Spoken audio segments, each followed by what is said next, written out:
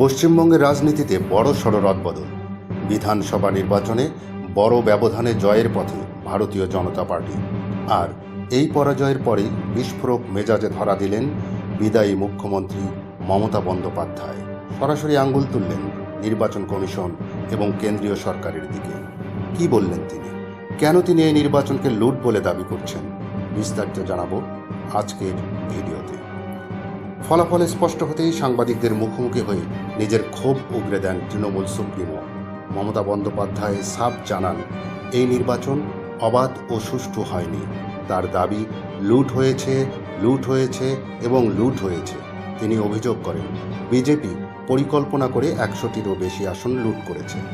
মমতা বন্দ্যোপাধ্যায় এদিন নির্বাচন কমিশনকে তীব্র আক্রমণ করে একে বিজেপি কমিশন বলে আখ্যা দেন। তিনি বলেন, আমি সিইও এবং মনোজ আগরওয়ালকে বারবার অভিযোগ জানিয়েছি, কিন্তু তারা কোনো পদক্ষেপ নেয়নি।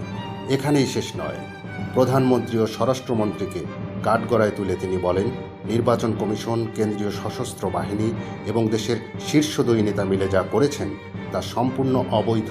তার দাবি, একটি সাজানো নীল নকশার মাধ্যমে তৃণমূলকে হারানো হয়েছে। ভারতের নির্বাচন কমিশনের সর্বশেষ তথ্য অনুযায়ী বাংলার রাজনীতির ছবিটা এখন অনেকটাই পাল্টে গেছে।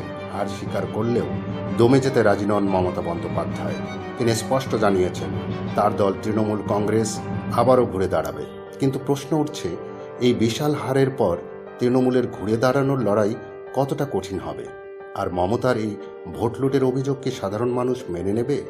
আপনার কি মনে হয়, পশ্চিমবঙ্গের এই নির্বাচনী ফলাফল কি আসলেই জনমতের প্রতিফলন, নাকি এর পেছনে অন্য কোনো কারণ আছে?